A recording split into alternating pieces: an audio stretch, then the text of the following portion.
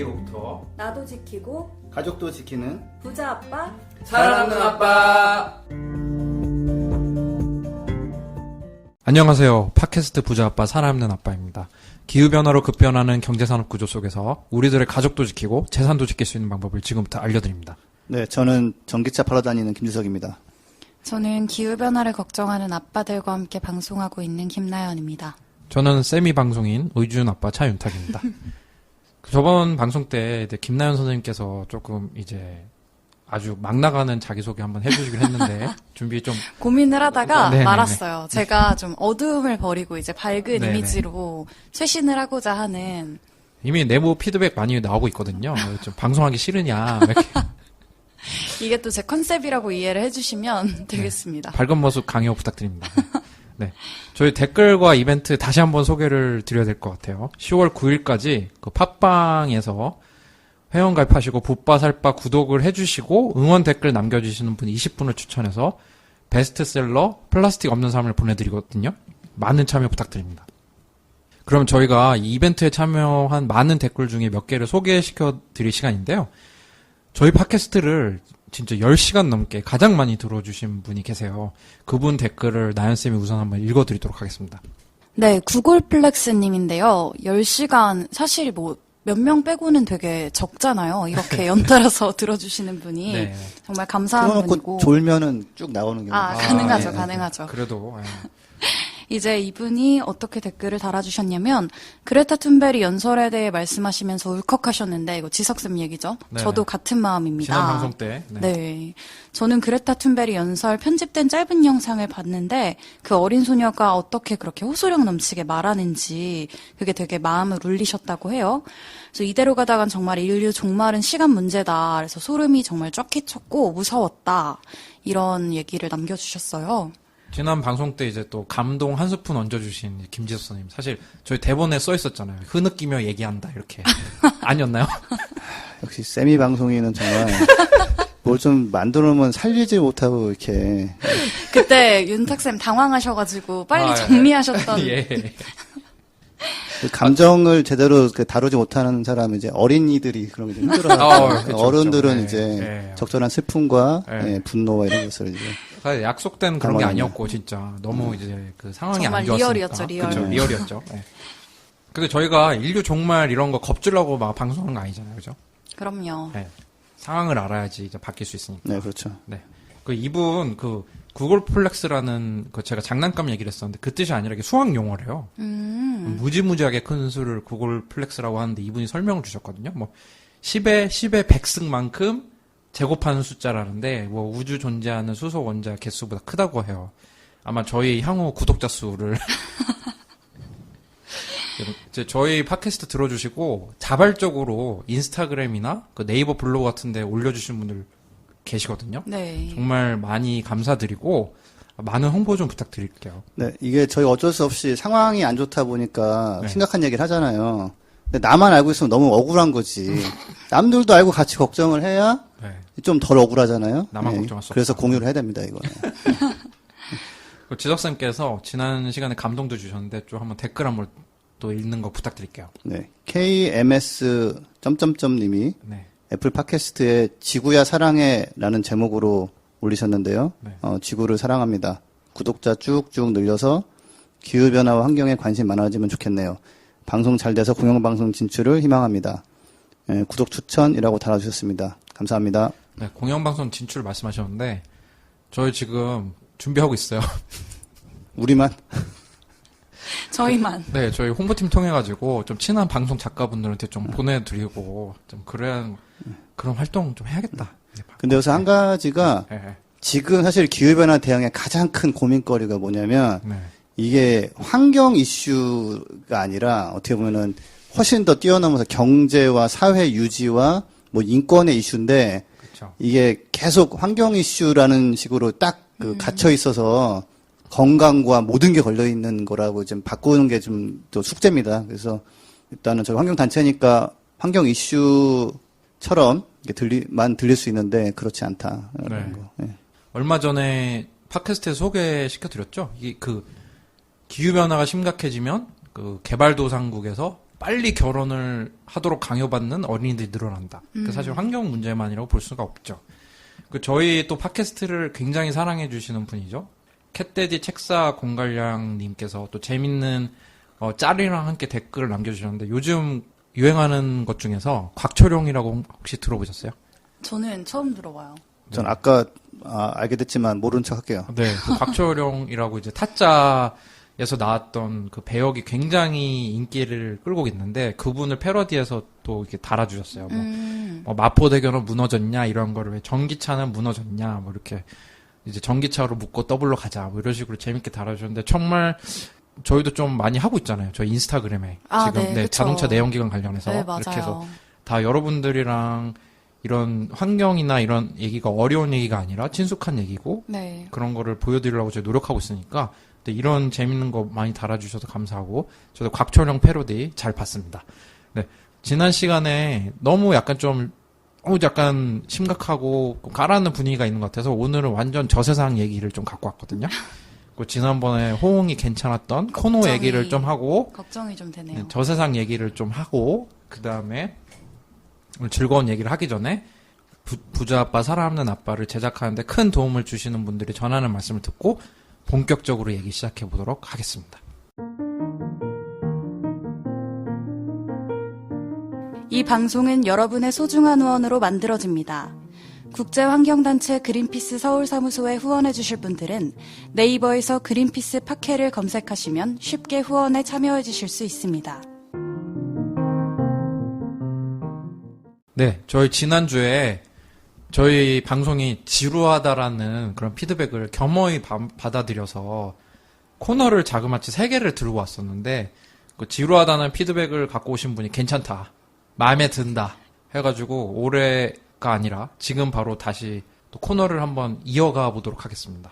코너 중에 이게 하나가 괜찮았나 봐요. 바로 듣자마자 블로그에 소개를 해주신 분이 계시거든요. 제 거죠, 그거. 아, 그렇죠. 네, 네, 그런 것 같았어. 김재수 선생님의 정보가 괜찮았나 봐요. 그래서 김재수 선생님이 그 코너명이 마음에 안 든다고 하셔서 또 코너명 새로 갖고 오셨죠. 바꾸셨죠? 코너명이 뭔가요? 팟캐스트를 듣는 모든 분은 결국 전기차 오너를 만들겠다라는 작은 소망이 있어서요. 예. 전기차 업데이트라는 제목으로 하나 말씀드리겠습니다. 제가 같은 모든 지인, 사실 잘 모르는 사람도 다 전기차 사라고 맨날 얘기하거든요. 원래 그런 말 있잖아요. 지석쌤이 지나간 자리에는 전기차가 남는다. 아, 그렇죠. 예. 이게 금방 먹히는 사람이 있고 끝까지 또 안 하는 분이 계신데 이제 오래 알고 지낸 분인데 포도농사를 지으시는 분인데 네. 드디어 입질이 왔어요. 드디어. 입질이. 네, 문자로. 입질이라뇨. 네. 지석쌤. 낚시하시나요? 네. 입질. 네, 그래서 힘든 싸움이었습니다. 이분과의 네. 한 3, 4년에 걸친 줄다리기가. 그분도 예. 힘드셨을 거예요. 네. 그렇죠. 예. 근데 포기하던 채 넘어왔는데 아니 1,800만 원에 르노 삼성에서 나온 SM3 전기차를 살 수 있다는 하는데 괜찮냐고 그러는 거예요. 아니 1,800만 원은 제가 처음 들어보거든요. 전기차 신차가. 전기차 신차가 1,000만 원대 구입이 가능하다는 건 처음 들어본다는 말씀. 네, 보조금 많이 줄어서 네. 제가 타고 있는 아이오닉도 이제는 한 2,500 뭐 그 정도는 줘야 되거든요. 그래서 그럴 리가 좀 없을 것 같은데 보조금도 없을 거라고 했더니 요번에 이제 그 추가로 예산이 잡혔다는 거예요. 오. 이게 원래 그 추경의 계절이거든요. 그렇죠. 9월, 10월이. 그래서 30대가 추가됐다. 그리고 1,800만 원이라고 하더라. 그래서 그러면 견적서를 한번 받아보시라고. 네. 근데 진짜로 받으셔가지고 저한테 문자로 보내주신 거예요. 이게 진짜. 네, 그래서 그걸 제가 하나씩 나눠 드렸는데 네네. 이게 왜 그런가 봤더니 SM3가 원래 기본 가격이 3,800만 원인데 네. 여기에 보조금을 좀 해도 보조금이 한 1,000, 한 3, 400 정도 하고 그래도 2,000은 넘어야 되는데 마지막에 딱 보니까 특별 할인 500만 원이 들었더라고요. 특별 할인은 뭐 딜러의 차량? 뭐 그런 것도 있겠지만 사실 요즘 차가 좀 안 팔리죠, 전체적으로. 네. 거기에다가 이제 전기차도 여러 개가 나와가지고 좀 더 좋은 모델, 인기 있는 모델은 기다려야 되고 약간 인기가 좀 떨어진 모델은 이런 식으로 이제 할인이 들어가는 거예요. 이래저래 다 하고 나니까 1,844만 원에 전기차 새 거가 구매가 가능한 상태가 되었더라. 그리고 이걸 할부로 해보니까 34만 원 한 달에.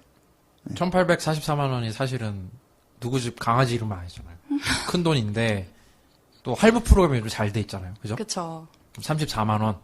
그리고 기본 가격의 거의 절반이니까. 그렇죠. 예. 그래서 뭐 르노 삼성이 약간 이제 확장을 하고 막 왕성하게 돌아가는 회사는 아닐 수 있으나 그렇다고 뭐 당장 또 뭐 문 닫고 어디 갈 때는 또 아니기 때문에 그리고 가장 중요한 핵심 부품인 배터리 같은 경우는 LG 화학 거를 쓰는데 LG 화학은 좀 알아준단 말이에요. 그래서 제가 진짜 33 뭐 맞네요. 그러면 계약하세요 해가지고 계약을 제가 넣으신 걸로 알고 있고 이게 올해까지는 환경부에서 전기차 사셨어요? 충전기 필요하시면 달아드릴까요? 그래서 120만 원 정도를 지원해줘요. 네. 결국은 이제 아파트 이런 데서는 좀 어려운데 단독주택이고 그러면은 충전기도 공짜로 설치가 되고 이제 그러고 나면 리터로 환산했을 때 리터당 한 120원 정도만 충전할 수 있어요. 이분 견적서를 저도 지금 봤는데 정확하게 그 할부 금융을 받아가지고 또 할부 금리가 4.5%. 네. 사실 이제 자동차 금리는 좀 높죠. 보니까 34만 1,167원인데 이 정도 금액이면은 이제 회사에서 도시락을 싸갖고 다니면 이 정도 금액이 나오거든요. 그러니까 아주 큰 부담이 되는 금액은 아닌 것 같고 하루로 따지면은 이제 10,000원 정도. 그러네요. 네, 10,000원 조금 넘는 비용이네요. 그렇게 하면 전기차 사실 수 있다. 네. 네. 그 제가 혹시나 해서 알아보니까 예전에 나왔던 SM3는 2013년도에 나왔던 거는 135km가 주행거리였어요. 근데 지금에 나온 거는 213km 정도 가고, 그리고 또 하나는 만약에 전기차를 한번 사보고는 싶은데 좀 1,800만 원도 좀 부담된다 이런 분이 있으면 그 구형 SM3 같은 경우는 SK 엔카 뭐 이런 데서 한 1,100만 원 정도에 팔더라고요. 예, 그러니까 한번 이런저런 방법은 있다. 예, 다만 이제 135km 다는 전기차는 조금 쓸 때 좀 불편한 건 있죠. 근데 213km만 돼도 괜찮아요. 예. 213km면 뭐 사실은 아주 지방 뛰시는 분들 아니면 도심에서 충분히 타고 다니실 만한 그런 거리죠. 그죠? 예, 지방 갈 때는 한번 갔다가 충전 한번 하고 오면 되는 뭐 네. 대전 정도까지는 예, 왔다 갔다 할 수 있죠. 예. 좋습니다. 아주 꿀팁이었고요. 자, 우리 다시 부활한 코너죠. 네, 네. 지구재난 방송 네. 가지고 왔습니다. 네.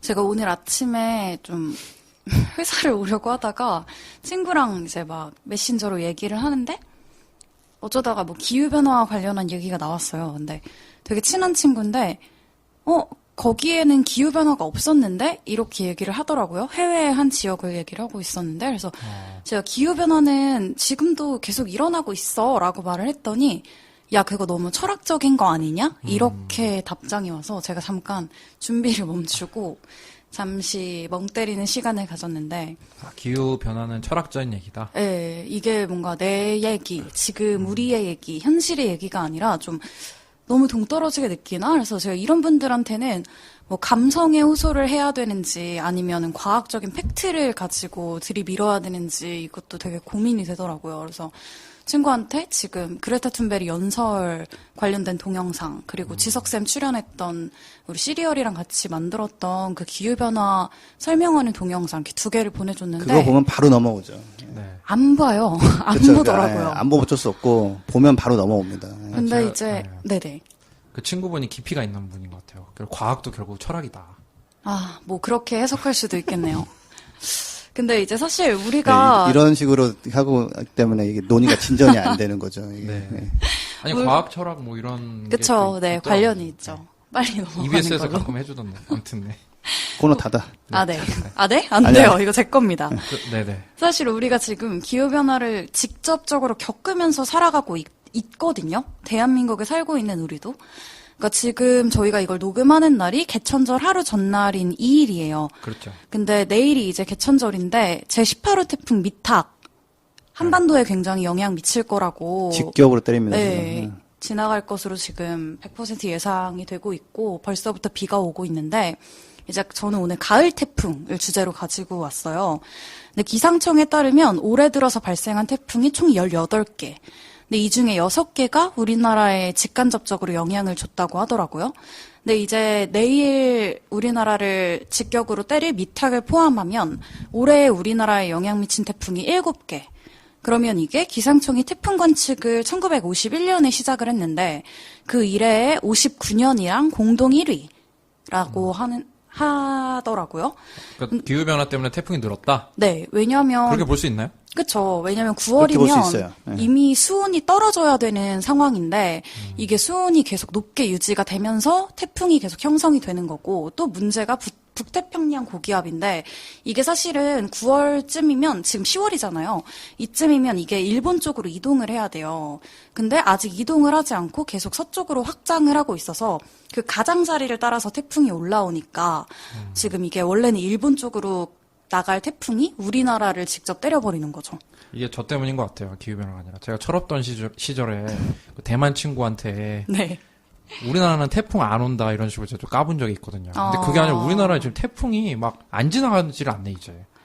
그러니까 이게 그 경로는 고기압이 잡아주는 게 맞는데 이게 태풍이 우리나라까지 왜 영향을 별로 없었냐면 오다가 수온이 낮아서 힘이 빠져서 그냥 바람만 좀 불고 말고 이런 식인데 소멸하거나. 이제는 수온이 더 굉장히 올라갔기 때문에 에너지가 계속 공급이 되는 거예요. 그래가지고 이제 여기까지 올라오는 거고 뭐 이건 점점점 그런 상황이 좀 더 심해지고 있고 나비 효과 이런 말 있잖아요. 뭐 어디서 나비가 한번 날갯짓 한 게 태풍이 되고 그거는 말도 안 되는 얘기고요.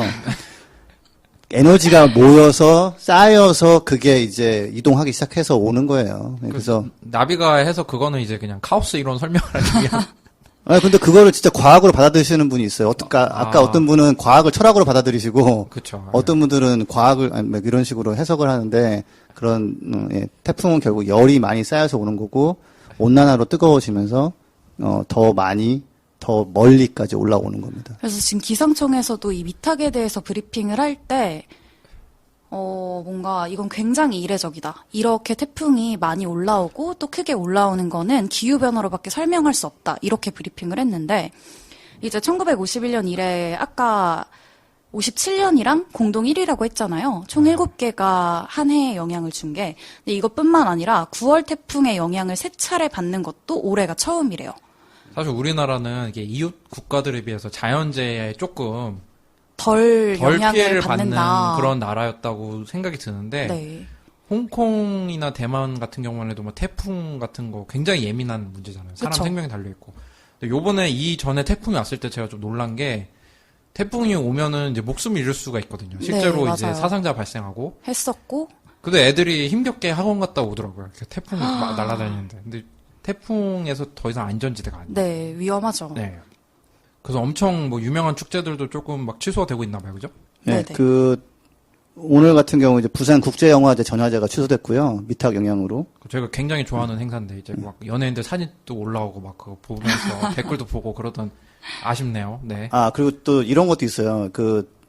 제가 마이크 임팩트라는 데 가가지고 이제 가끔 모임 같은 걸 하는데 네. 이름이 바뀌었더라고요, 이게. 왜 그런 거 알아보니까 강연도 하고 강연장 빌려주고 이런 사업이었는데 이게 작년인가 언제 토크 콘서트를 준비했다가 때 아닌 태풍이 와가지고 그거가 취소되면서 손해를 많이 봤대요.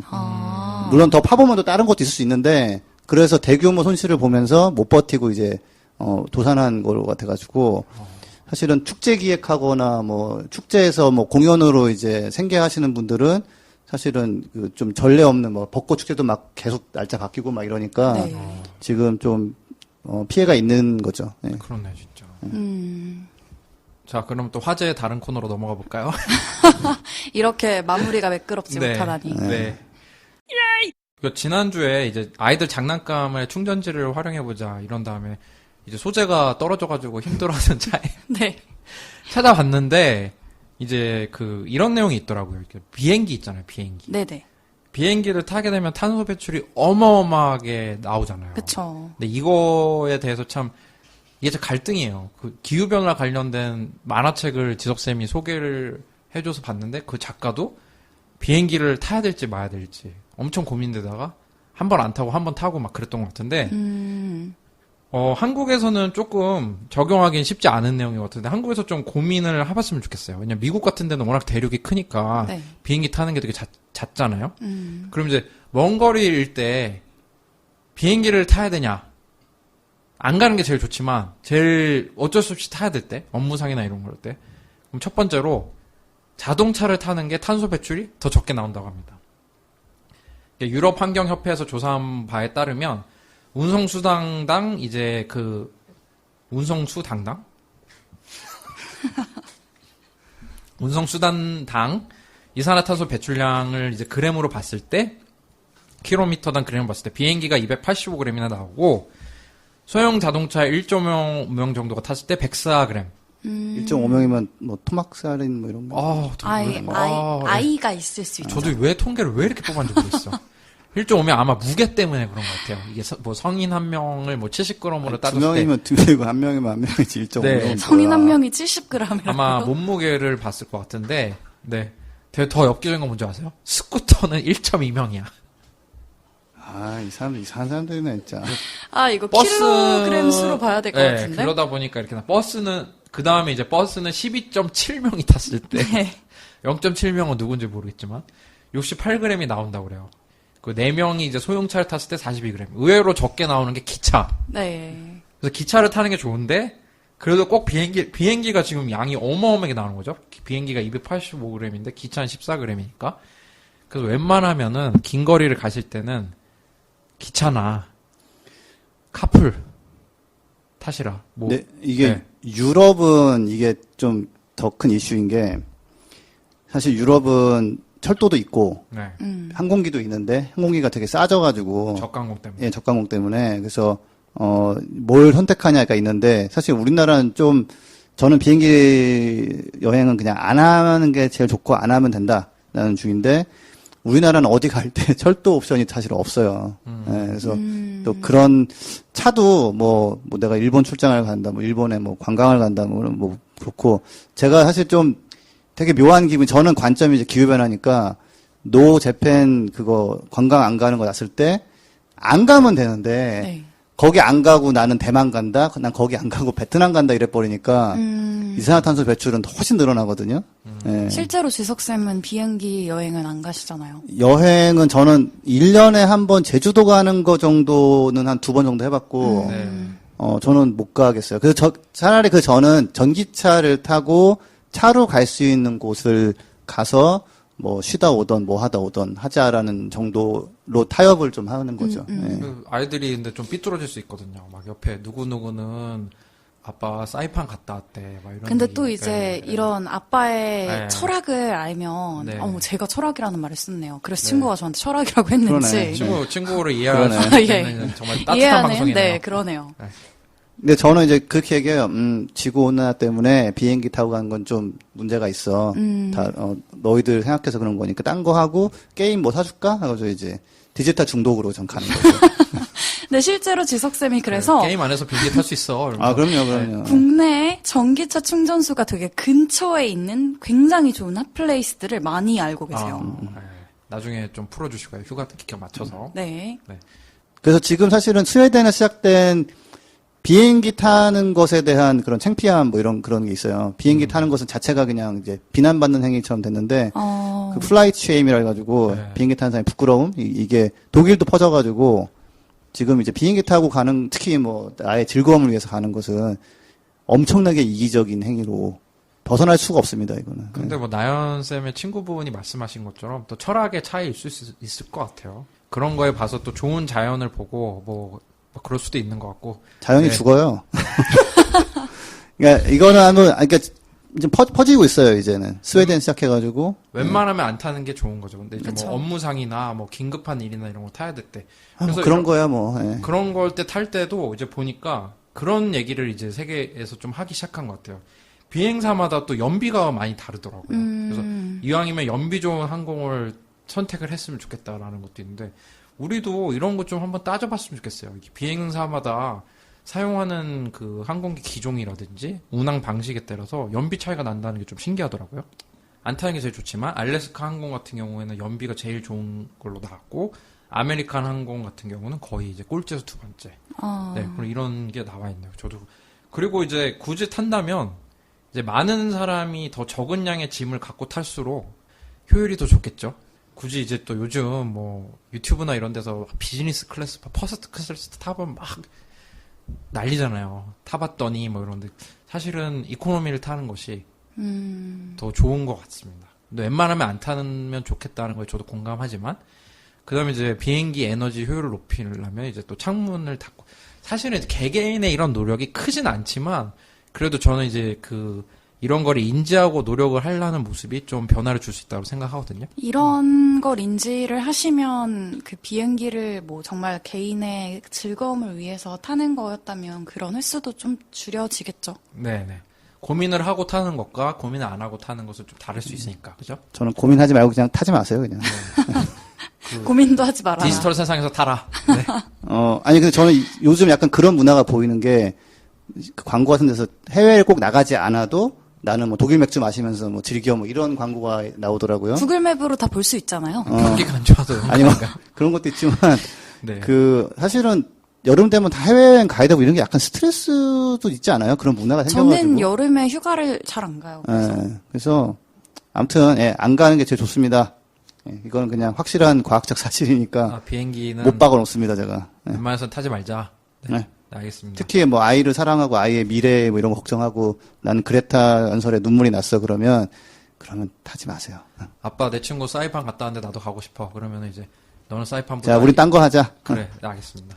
그렇게 해주시는 걸로 할 거예요. 네. 즐거움을 찾아라. 네. 다만 꼭 비행기를 타야 되는 것인가는 고민 한번 해보자. 오시라. 그렇죠. 예. 아니 이게 또 이제 한때 유행했었잖아요. 이렇게 좀 지르는 문화 뭐라고 그랬었죠? 욜로. 근데 욜로가 좀 한물 가고 있잖아요. 요즘. 네, 많이 갔죠. 골로 가고 있죠. 소확행으로 많이 가고 있고. 그쵸, 네. 그쵸. 좋은 변화인 것 같아요. 네. 오늘 또 코너 두 번째 했었고요. 코너에 대한 피드백 많이 주세요. 제가 봤을 때는 제가 진행한 생활의 지혜는 조만간 개편해야 되지 않을까 라는 생각이 들고요. 그래도 좀 더 다음 주에는 더 괜찮은 내용 갖고 올 수 있도록 노력하고 생활의 가십 그런 거 하시면 좋을 것 같아요. 좋아요. 잘 어울리잖아요. 가십. 저희 또 전하는 말씀 들어보고 본격적인 오늘 저세상 얘기 한번 이 소식 한번 다뤄보도록 시간 하겠습니다. 다 갔는데 제가. 네.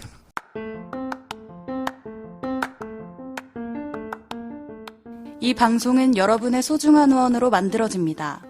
국제환경단체 그린피스 서울사무소에 후원해주실 분들은 네이버에서 그린피스 팟캐를 검색하시면 쉽게 후원에 참여해주실 수 있습니다. 자, 우주 대팟캐스트 부자 아빠 사랑하는 아빠 본격적인 소식 얘기해 보도록 하겠습니다. 그러니까 저희가 이번 주에 역시나 기후변화 관련된 핫한 뉴스가 있었지만 조금 지난주에 약간 그레타 툰베리 얘기를 하면서 많이 어둡고 까려는 점이 있었어요. 사실 현실 받아들이기가 되게 힘들잖아요. 힘든 건 맞아요. 네, 그래서 기후변화와 좀 직접적인 관계가 없어 보이긴 하지만 그렇지 않다고 또 완전히 다른 소식은 아니지만 좀 가볍게 다뤄볼 수 있는 소식을 갖고 왔거든요. 그래서 사람들이 어마어마하게 관심을 가진 뉴스였어요. 뉴스가 뭐였냐면 화성 생명체가 곧 확인되겠지만 인류가 받아들일 준비 안 됐다. 네, 이게 나사의 수석 과학자가 이런 얘기를 했거든요. 저희가 이 얘기를 왜 들고 왔냐면 지금 많은 얘기나 이제 많은 공상적인 얘기 중 하나가 기후변화로 지구가 잘못되면은 옮기면 된다. 다른 별로. 이것이 얼마나 좀 현실성이 있는지. 이 회사에서 힘들면 다른 회사 옮기면 천국이 펼쳐진다라는 그런 심리랑 비슷한 그렇죠. 거죠. 하나의 비슷한 건데 이게 좀 되게 황당한 얘기 같긴 하지만 우리가 이제 SF 영화 같은 거 보면 굉장히 뻔한 클리셰 중 하나가 이런 거 있잖아요. 맞아요. 뭐 외계인이 뭐 자기 행성을 다 털어먹고 다 망하게 한 다음에 다른 행성을 침략해서 뭐 점령을 한다. 그러면 또 무슨 뭐 착한 외계인들이 와서 기술을 갖고 우리를 도와준다라. 근데 이게 사실은 인간의 모습을 다 약간 두 외계인의 모습에 투영을 한 거거든요. 근데 이게 현실이 있는지 한번 보고 싶은데요. 현실은 없어요. 그럼 녹음 끝내도 될까요? 네. 지금 이제 그만하는 걸로. 일단 결론을 제가 내놓고 설명을 뭐 같이 얘기해보죠. 근데 실제로 그 스티븐 호킹 박사가 재작년에 네. 영국 BBC 과학 다큐멘터리 이제 제목이 새로운 지구로의 탐험인데 여기 출연해서 그런 얘기를 했었어요. 인류가 멸종을 피하려면 100년 안에 다른 행성으로 이주해야 한다. 이렇게 얘기를 하셨는데 이게 이유가 지구가 기후변화 그리고 인구 과잉, 전염병 대유행, 소행성 충돌이라는 실질적인 위협에 처해 있다. 이렇게 얘기를 하셨어요. 그래서 스티븐 호킹 교수가 막 아무 근거 없는 말을 하시는 분은 절대 아니잖아요. 아니죠. 그렇죠. 이분 네. 되게 생각을 많이 하시고 내놓는 건데 사실 언론에서는 이제 자극적인 걸 좀 뽑다 보니까 그래서 인류가 이제 100년 안에 이주를 해야 된다. 그렇게 얘기를 하셨었죠. 얼마나 편해요. 그냥 이 지구 다 그냥 확실하게 쓸 거 다 쓰고 딴 데 이사 가면은 얼마나 편합니까? 하지만 네, 하지만 그게 과연 가능한 것인가? 이게 하나 이런 건 있어요. 유럽 사람들이 막 저기 꽉꽉꽉 차가지고 힘들 때 배 타고 어디 가보니까 아니 이렇게 넓은 땅에 별게 없네, 사람이 별로 없네 해서 예 하고 사익네 이제 미국하고 저기 캐나다거든요. 네. 예, 브라질이나 이런 데 마찬가지고 그 유럽을 벗어나면 뭐가 없다고 생각했던 시기에는 나갔다가 뭐 찾았지만 자 그러면은 지구를 떠나서 다른 별에 가는 게 그렇게 무슨 배 타고 좀 모험을 떠나면은 그 갈 수 있는 정도의 그 가능성이 있느냐 거기서 이제 좀 굉장히 차원이 다른 문제가 되는 거죠. 그런 거 있잖아요. 이제 종교까지 나왔는데 그 과학 기술이 우리의 모든 문제를 해결해 주실 것이라는 우리 막연한 기대감이 있잖아요. 근데 지금 뭐 화성의 생명체도 살지도 모른다, 발견될지 모른다는 얘기도 나와 있고, 어쨌든 달도 갔었고, 그러면 이게 뭐 언젠간 가능한 거 아닐까요? 우리가 막 기술이 많이 발전하면은 이주를 해서 거기에다가 이제 뭐 새로운 뭐 거기를 지구처럼 바꾸고, 그다음에 거기에 있는 자원을 또 파먹고 이렇게 하는 게 되지 않는지. 근데 이제 그런 얘기 하는 분들이 좀 과학적으로 따지지 않고 말하시는 분들이 많아요.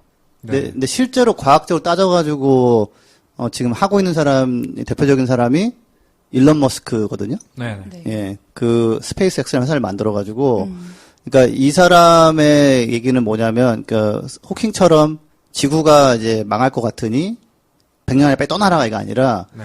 이 사람 얘기는 뭐냐면 조금 달라요. 그러니까 기회가 됐을 때 문명이 발전해서 다른 별로 갈 수 있는 가능성이 좀 보이는 시기니까 이때 빨리 멀티를 쳐라. 스타크래프트 많이 한 거죠, 이제. 네. 빨리 바로 여기가 멀티 띄우고. 예, 빨리 중요하죠. 멀티 띄우고 그렇죠, 네. 그렇죠. 예. 이렇게 하고 되게 강조하는 게 이제 이런 기회가 이제 지금 생긴 거예요. 지금 이제. 그래서 요때 한번 잘 해보고 뭐 그래서 본진이 박살났을 때 멀티 친 할 곳에서 수 있도록. 예, 다시 한번 그 생존을 이어갈 수 있는 얘기를 하는 건데 또 다른 식으로 이거 얘기한 데가 어디냐면은 그 네덜란드에 있는 어떤 회사인데 네. 화성 이주민을 모집한다고. 맞아요. 예. 근데 여기는 어떻게 하냐면 일단 돈부터 내라. 아, 그러면 우리가 그때부터 로켓도 뭐 구해보고, 그 다음에 뭐 나중에 경비 많이 듣고 있는데 어떻게 할 거냐 그러니까, 그거는 우리가 그 화성 가는 프로젝트를 리얼리티 TV쇼로 이렇게 패키징을 해가지고, 그 중계권을 팔아서 돈을 마련해서 다 준비를 하면 된다. 예. 근데 그래서 몇 명이나 했는지 모르겠는데, 좀 그거는 좀 엉터리예요. 예. 기획부동산이랑 좀 비슷한. 그렇죠, 그렇죠. 네, 예. 떴다방. 맞습니다, 맞습니다. 예. 한탕하고 딴 데 가고. 네. 또 괜찮은 비즈니스 모델을 또 본의 아니게 소개해 주셨네요. 근데 저희가 사랑하는 영화 중 하나죠. 이 팟캐스트 초반에 얘기를 했는데 인터스텔라 영화를 보면은 이런 게 은연중에 깔려 있어요. 또 인터스텔라 자체가 사실 그렇잖아요. 기후변화 때문에 망했는데 네, 이제 과학자들이 다른 데를 찾아간다. 그래서 플랜을 사실 2개를 들고 있었잖아요. 그 나이 드신 과학자분이 하나는 이제 다른 행성을 알아보도록 보내는 거였고 아직도 못 보신 분 있으면 뭐 죄송합니다. 그리고 두 번째가 이제 무슨 우주정거장 같은 거 만들어가지고 이주를 하는 그런 거 아니었나요? 우주정거장 만든다고 하진 않았지만 뭔가 수학 공식을 열심히 풀어가지고 이 공식만 풀리면은 막 뭐가 될 것처럼 막 그러고 있었죠. 근데 우선은 다른 행성 가서 이렇게 하는 게 사실은 거의 뭐 수어사이드 자살 플랜 같은 거 여기 사람들은 다 죽고 거기에 뭐 새로 시작을 해야 되는 그런 거 거기서도 보면은 은연중에 이런 게 깔려 있는 것 같아요. 다른 행성으로 이주하는 것이 사실은 쉽지가 않는 그런 그쵸. 게 그 광고에도 나오지만 우리는 길을 찾을 것이다. 뭐 언제나 그랬듯이 뭐 이런 식이 나오고. 근데 그게 좀 일단 말이 안 되는 게 블랙홀이 뭐 생겼죠. 목성 옆인가? 네. 거기 들어갔더니 뭐 다른 게 나오고 막 이러잖아요. 네. 블랙홀 들어가면 다 죽어요, 그냥. 몸이 원자 단위로, 왜냐면 이게 앞에서 빨려 들어가는 속도와 뒤에 빨려는 속도가 달라요. 1cm 차이든 1mm 차이든. 몸이 이게 자연분해 착착착 되는 거예요. 근데 뭐 그다음에 수학 갑자기 공식 하나 호화로 가는 예, 팟캐스트. 수학 공식 하나 풀고 났더니 갑자기 우주 정거장이 생겨가지고 거기서 우리가 하던 푸른 잔디밭에 우리는 여기서 미국 사람이죠. 야구하고 유리창도 깨고 뭐 이런 네. 이게 제가 봤을 때는 요즘 가능하지 않아 생각하는 게 사람들 눈으로 보면 가능하다고 생각하거든요.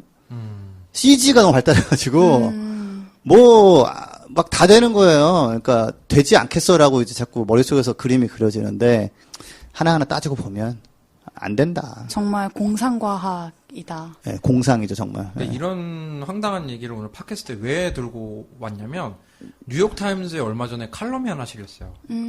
우리는 달에도 갔다 왔는데 왜 기후변화 문제를 해결 못하나라는 제목에 했는데 사실은 올해가 달에 간 지 50년이 되는 해라고 하더라고요. 혹시 그 나연쌤 그 친구분한테 한번 물어보세요. 달에 간 거는 믿는지 아닌지. 그 중요한 포인트입니다. 되게 중요한데 네, 그거 이제 또 수많은 그쵸, 음모론자들이 그쵸. 얘기하는 음모론이 엄청나죠. 네, 그 얘기인데 저는 이거 아폴로 착륙 50주년인 거 그 플라스틱을 많이 활용하는 장난감 회사 레고에서 출시된 제품을 보고 알았는데 네, 결국 아들과 타협에 실패해서 이 사진을 못했지만 근데 이 내용을 보니까 되게 여러 가지 이제 재밌는 내용이 문샷이라는 뜻이 영어 단어가 생겼대요. 그러니까 이게 그 문샷. 문샷이라는 게 달 탐사선의 발사 같은 것을 뜻하는데 이게 달에 가게 되면서 미국에서 뭐 저는 아이비리그에서 공부를 안 해서 모르겠는데 혁신적인 프로젝트를 문샷이라고 한다고 지석쌤? 맞습니까? 제가 알기로는 문샷은 이제 굉장히 어려운 거지만 한번 해보자 할 때, 그러니까 한번 시도를 해보자. 예를 들어서 예, 그쵸. 시도해보자. 어렵지만 한번 해보자 할 때, it's a moonshot, however, 하면서 이렇게 하는 거죠. 역시 네, 이 문샷적인 생각이 필요하다. 클라이밋 체인지에. 그래서 달 탐사와 기후변화 해결을 비교를 했는데 되게 재밌어요. 달 탐사랑 기후변화의 공통점과 차이점 같은 걸 했는데 공통점 중 하나가 정확한 목표가 있느냐. 달 탐사는 달에 사람이 내리겠다라는 아주 정확한 목표가 있었고 많은 사람들한테 보이기를 했는데 기후변화 어떻습니까? 기후변화도 정확한 과학적인 팩트가 있죠. 있죠. 있죠. 얼마 이상 줄여야 되나? 이거 공통점이죠. 네. 차이점을 뭐라고? 근데 이건 네. 있어요. 그거에 대해서 의견이 좀 갈리는 게 있죠, 약간. 왜냐면은, 요 정도까지는 줄여야 된다. 그래야 진짜 안전하다. 어떤 사람은 아니다. 조금 더 해도 된다. 약간 이런 게 좀 있어요. 그런데 이제 숫자가 명확하게 나오잖아요. 탄소 배출량을 어느 정도 아래, 온도를 어느 정도 아래, 이런 게 정확하게 나오잖아요. 목표가. 예, 뭐, 비교적 있는데, 문샷하고, 그러니까, 달 가는 거랑은 약간 차이가 있긴 있어요. 예. 그래도 어느 정도는 있어요. 예. 그래도 구체적인 목표를 네네. 세울 수 있다라는 거죠. 그런데 이제 차이점을 이 뉴욕타임즈 칼럼니스트가 뭐를 지적을 했냐면, 달 가는 거는 로비스트가 싸우는 이슈가 아닌데, 이 그렇죠. 기후변화는 엄청나게 많은 로비스트가 있다. 바로 에너지 회사에서. 그러면서 이 온실 효과가 거짓말이고 이런 거는 옳지 않다. 이런 거가 엄청난 큰 장애물이라고 아예 뉴욕타임즈에서 아폴로 50주년에 맞물려서 이런 칼럼이 나왔거든요. 한번 우리가 고민을 해봐야 될 것 같아요. 그러니까 이거는 뭐, 사실 일부에서 소송이 들어가고 있어요. 엑소모빌이나 이런 뭐, BP 쉘 같은 회사가 뻔히 기후변화 과학에 맞는 걸 알면서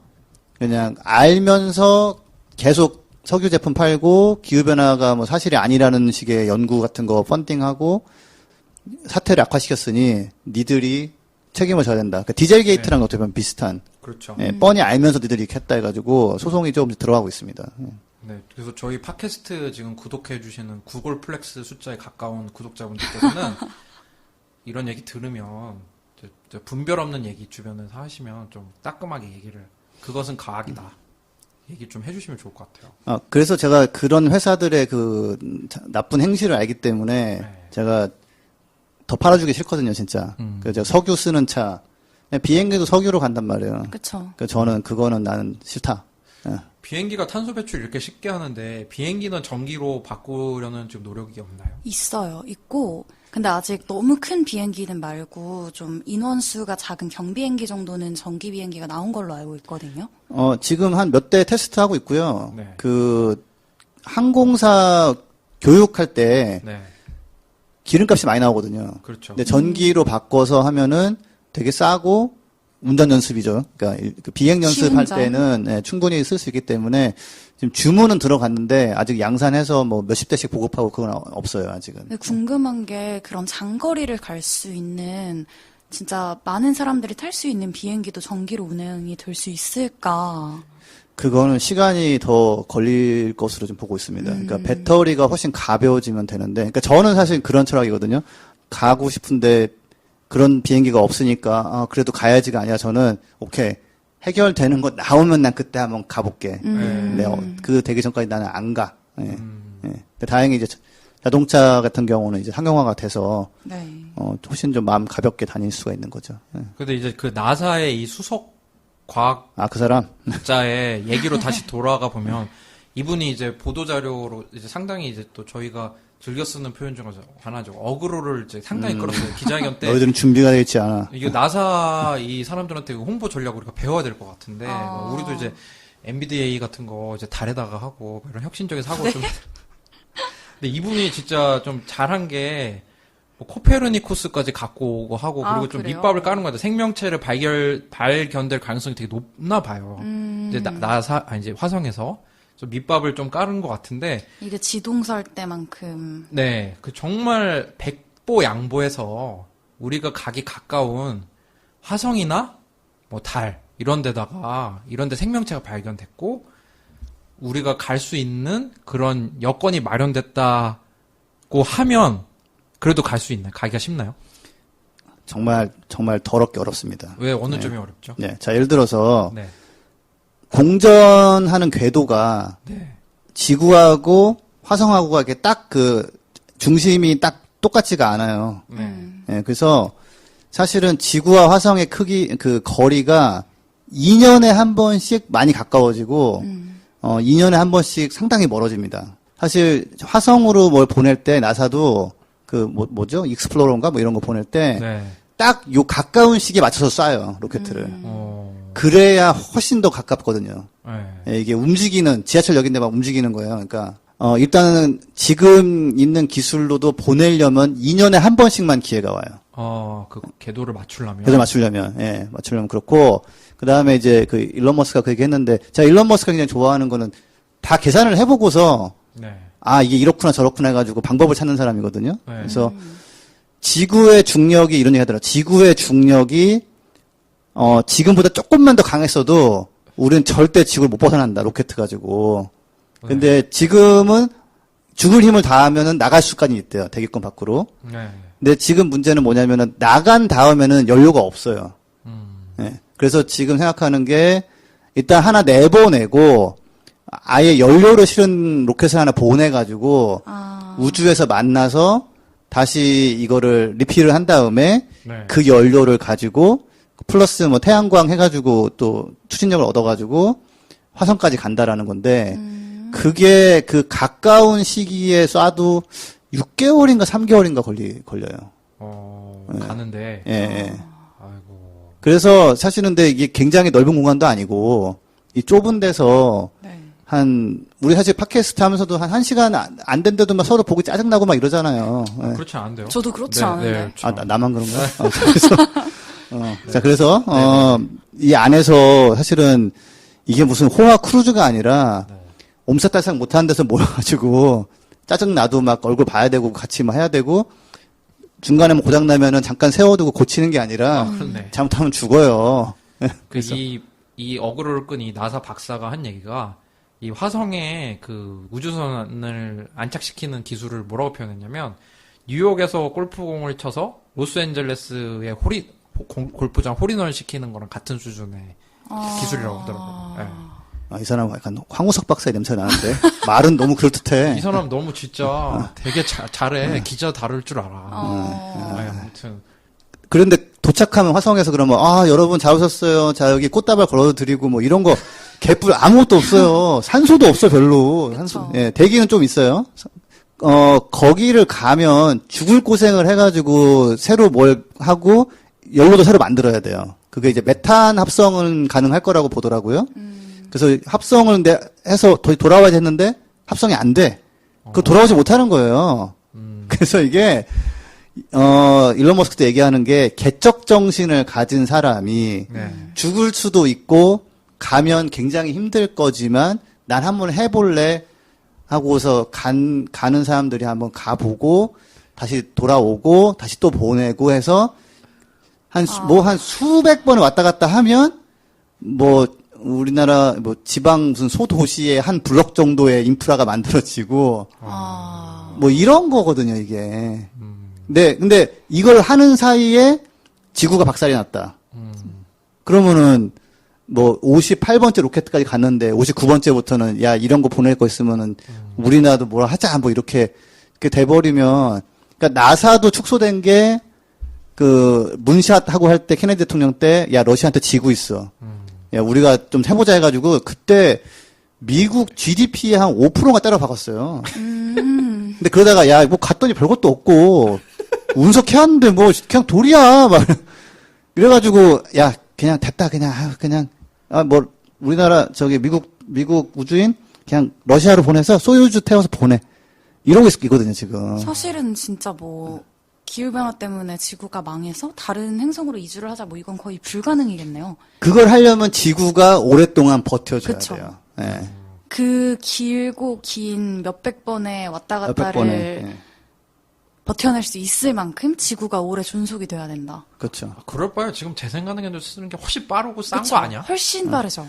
그래서 일론 머스크도 이건 굉장한 모험이고 난 이게 설레는 거지만 우리가 100이라는 자원이 있으면 99.9는 지구를 보존하는 데 쓰고 대신에 이제 혹시 모를 큰 재난이나 이런 거를 대비할 겸 우리가 멀티를 뛰어야 되기 때문에 0.1% 정도만 화성 가는 거 쓰고 99.9%는 지구를 일단 지키는 데 써야 된다. 왜냐하면 이게 무너지면 59번째까지 간 다음에 왜 안 오지? 뭐 왜 아무도 안 오지? 하면서 이렇게 돼버린단 말이에요. 화성에서 간 사람들은. 그리고 이게 진짜 맞는 말인 게 사실 그린피스가 늘 기후변화를 해결하는 걸로 해결책으로 얘기를 하는 게 우리가 온실가스를 줄이자, 온실가스를 감축하자잖아요. 굉장히 쉽고 저렴하게 그걸 감축할 수 있는 방안이 굉장히 많은데 사실 뭐 탄소 포집 기술 같은 것도 저희는 일단은 기본적으로는 반대 입장이죠. 되지도 않아요. 그것도 굉장히 비용이 많이 들어가고 비용이 많이 뭐 들어가네. 이래서 저희가 반대를 하고 있는데 그거 말고도 정말 저렴한 방법으로 아까 말했던 뭐 재생가능 에너지라던가 전기차라던가 이런 방안들이 너무너무 많은데 이런 행성 이주 같은 거는 더 좀 뜬구름 잡는 얘기처럼 들리네요. 제가 또 이제 가십을 좀 많이 갖고 오다 보니까 이제 믿음이 가십 안 타임. 가실 수 있는데 네.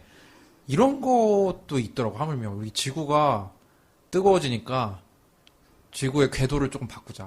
네? 그런 어떻게 바꾸죠? 지구의 궤도. 그런 것도 실제 찾으면 있다 막 구글에 찾으면 그런 거 있어요. 뭐 폭탄을 여기서 빵 터트려가지고 살짝 옆으로 살짝만 밀어낸다는 바꾸면 뭐. 시원해진다. 말은 막 그러니까 왜 이렇게 어렵게 노력하는 말이야. 정말 이럴 시간에 그거 자 근데 봐봐요. 그것도 말이 안 되는 게 일단 그렇게 되기도 어렵지만 뭐 불가능하다고 보지만 자 계산상은 나오지 종이에서. 근데 CO2가 지금 바다를 다 죽이고 있는 상황이거든요. 산성화시키고 그래가지고 그 온도를 낮춘다고 뭐 궤도를 바꾸고 있다는 거 되지도 않지만 그렇게 해도 바다가 다 죽어버려요. 사실은 뭐 다음 주 정도에 한번 그 얘기해볼 수 있을 것 같은데 바다가 다 죽고 있다라는 보고서가 나왔어요. 또 IPCC에서. 아, 진짜 IPCC 우리한테 상 줘야 돼요. 진짜 우리만큼 IPCC 많이 보고서 얘기해주는 팟캐스트가 열심히 없어. 팔로우업하는 데가 없어요. 네. 광고 좀 실으라고 해서 광고 좀. 네. 자, 근데 한 가지, 제가 하나 질문. 자, 화성 상황은 지금 이렇단 말이에요. 네. 가실래요? 만약에 기회가 있다면? 저는 그런 스피릿이 아닌 것 같아요. 개척자라는 스피릿이 아니고, 이게 진짜. 공짜로도 안 간다. 저는 나은 씨 어떠세요? 네. 리스크가 싫습니다. 네. 네. 저라면은 지구가 막 무너지고 있어도 화성으로 가느니 차라리 지구 어디 구석탱에서 좀 더 그냥 사는 게 나을 것 같아요. 왜냐하면 화성엔 공기도 없어요. 다 같이 산소가 별로 강원도로 가시죠. 없다고. 예. 너무 슬픈 얘기긴 한데, 아파트 값이 좀 싸면 고려해볼게요. 근데 저기 일론 머스크의 그 화성으로 갈 때 네. 그 이주 비용 목표가 있어요. 네. 50만 달러. 오. 자기 집을 그러니까 그 미국에서 좀 괜찮은 집이 50만 달러면 6억 정도 되는 건데 네. 집을 갈 거 아니에요, 어차피. 예, 그러니까 집을 팔았을 때 나올 수 있는 돈으로 돈만큼. 갈 수 있을 정도로 가격을 떨어뜨려야 화성 이주 계획이라는 게 현실화가 될 수 있다. 예, 그러네. 그래서 그 진짜. 코스트 목표가 있어요, 이 사람은. 예. 오늘 좀 가벼운 얘기 다뤄봤는데요. 의외로 생각보다 하실 말씀이 많으신 것 같네요. 네, 맞아요. 아니, 우리 아까 뉴욕타임스 뭐 칼럼 얘기했는데, 네. 학술지 사이언스 아시죠? 네. 지난해 6월에 여기 마지막 주 표지에 내일의 지구라는 문구가 실렸어요. 네. 이게 사이언스 칼럼니스트 제레미 베르그가 해당 후에 실은 글의 제목이었는데, 이 사람이 이제 뭐라고 했냐. 지금 논의되고 있는 여러 문제들은 딱 50년 전, 1968년에 인구가 지금의 절반이었던 시절에 사이언스에서 일상의 비극이라는 칼럼이 실렸던 때부터 제기됐던 문제다. 이분도 이제 행성 이주를 고려할 정도로 그 위험이 현실화되고 있다고 설명을 하셨지만 이제 이분이 뭐라고 얘기를 했냐. 미래의 지구에서도 인류가 생활할 수 있으려면 과학적 해결책과 함께 거의 모든 국가에서 정책적 뒷받침이 이루어져야 한다. 그러니까 이런 행성 이주를 얘기를 하는 게 아니라 사실 지금 있는 이 지구를 정말 지속 가능하게 바꿔 나가자고 얘기를 하신 거였거든요. 그렇죠. 정말 이런 허무맹랑한 거 얘기하지 말고 오늘 약간 저 세상으로 네, 도망갈 거, 가보는데 도망갈 저 세상은 없습니다. 예. 그러니까 그냥 재생 가능 에너지에 투자하고 하면 되는 거예요. 그럼요. 네. 그 얘기 말씀드리려고 이렇게 좀 외계인 얘기도 하고 갖고 왔는데요. 제가 또 그 스트레스 지수 있잖아요. 이게 사실 질병의 만병의 근원이 스트레스라는 말 우리 많이 들어봤잖아요. 유명하죠, 이거.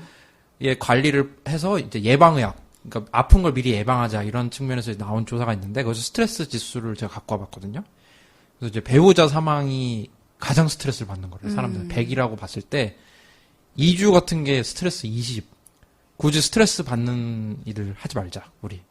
방법 있으니까 외면하지 말고 그레타 툰베리 선생님 말씀 잘 듣고 이렇게 투자를 했으면 좋겠다가 오늘 저희 준비했던 내용이고요. 저희 팟캐스트 꼭 좀 홍보 많이 부탁드리겠습니다. 자, 오늘 함께 해주신 두 분 진심으로 감사드립니다. 네, 고생하셨습니다. 수고하셨습니다. 네, 다음 주에 더 알찬 내용으로 돌아올 수 있도록 하겠습니다. 더까지는 모르고 그냥 이 정도 알찬 걸로. 네, 알겠습니다. 네, 감사합니다. 감사합니다. 감사합니다.